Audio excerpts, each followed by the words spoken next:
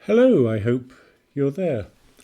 The last time we met here, it was just we felt the beginning of spring.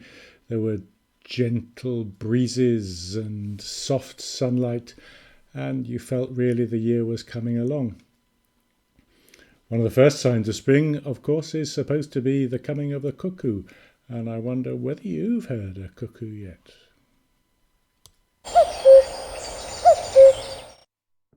When the cuckoos come back from Africa, that's of course one way of knowing that the spring is moving on.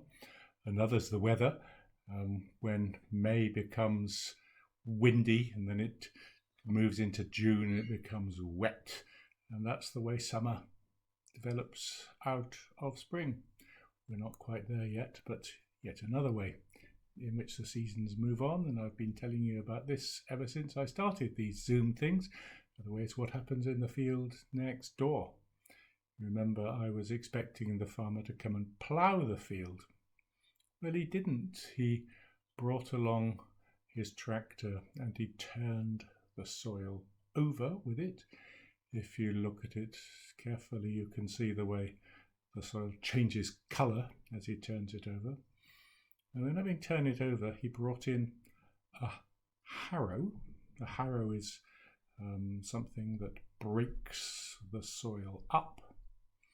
And he brought in also a tractor which spreads seed. They call that drilling. And he harrowed and seeded, drilled the fields in one go.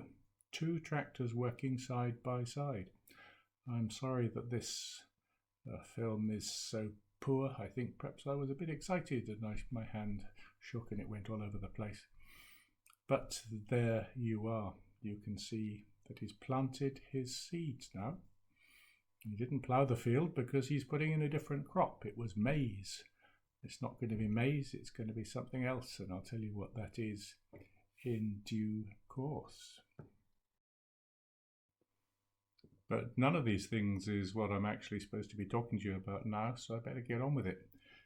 Tomorrow, Thursday the 12th, tomorrow is Ascension Day, the day on which we recall the story of Jesus ascending into heaven.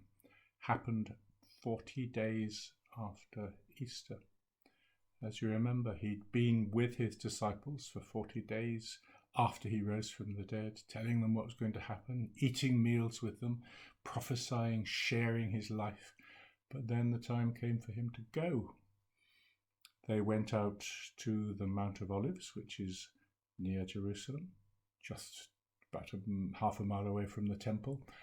And while he was talking, he was taken into a cloud, we're told. And the disciples concluded that he had ascended up into heaven.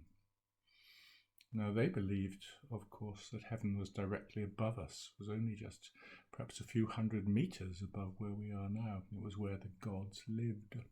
That's what they believed, and so that's the way they told the story. What would we have seen if we'd been there?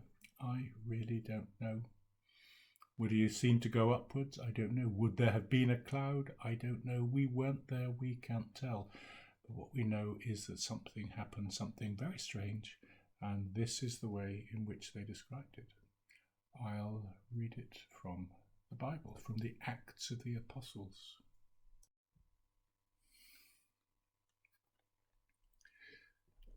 Jesus and his disciples went to the Mount of Olives, and they talked together. And suddenly he was lifted up while they were watching, and a cloud took him out of their sight. They were gazing into heaven as he disappeared. Then, lo and behold, 2 angels appeared, dressed in white. Galileans, they said, why are you standing here staring into heaven?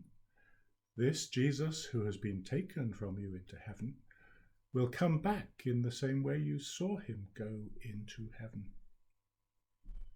Then they went back to Jerusalem from the hill called the Mount of Olives. they went back to the upstairs room where they had been staying, and they waited. So that's the story of the Ascension.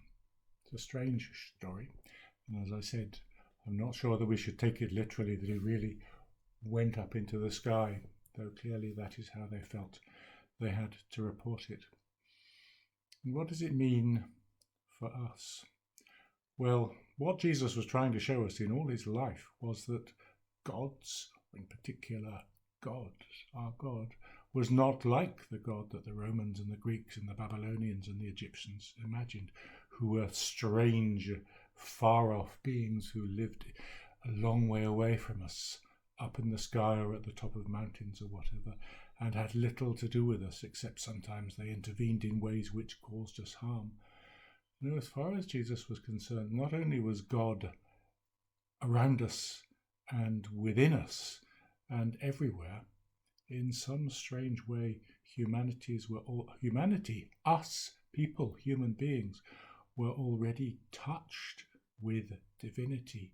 We did indeed in some way share the very nature of God. God and humans were not separate, different kind of things.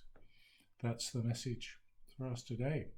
And as we look around at each other, I think we have to take this into account. We have to look at each other and say, perhaps these people we see, perhaps these people that we ourselves are more wonderful and stranger than we normally think. So we shouldn't go looking up into heaven as the disciples did, expecting something strange to happen. We need to have our eyes firmly fixed on what is around us. And so let's finish with a prayer.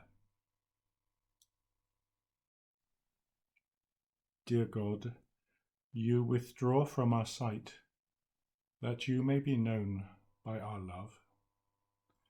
Help us to be at home in the place where you are hidden, and surrender all our certainty to the cloud of unknowing. In Jesus Christ. Amen. And so let's finish by saying together the Lord's Prayer. Our Father, who art in heaven, hallowed be thy name. Thy kingdom come, thy will be done on earth as it is in heaven. Give us this day our daily bread, and forgive us our trespasses, as we forgive those who trespass against us. And lead us not into temptation, but deliver us from evil. For thine is the kingdom, the power and the glory, for ever and ever. Amen. In that prayer I used the phrase, the cloud of unknowing. There's so much in life, there's so much in the Christian faith, indeed. So much that we cannot be absolutely certain about. We can't be quite sure. The disciples and people in the time of Jesus thought that heaven was just up there, you could almost touch it. And we know now that that's of course not the case. Does this mean that the things they wrote about heaven and earth and whatever and all these strange things, does this mean that they're wrong? No, but it just means that we have to see them in terms that fit in with our science and the way we've developed our knowledge of what the universe is like. Certainty is not always going to be possible for us, and so people talk about the cloud of unknowing, which doesn't mean we know nothing, it just means that there are some things about which we must not say, I know this and I am right. The cloud of unknowing. It's a friendly place to be.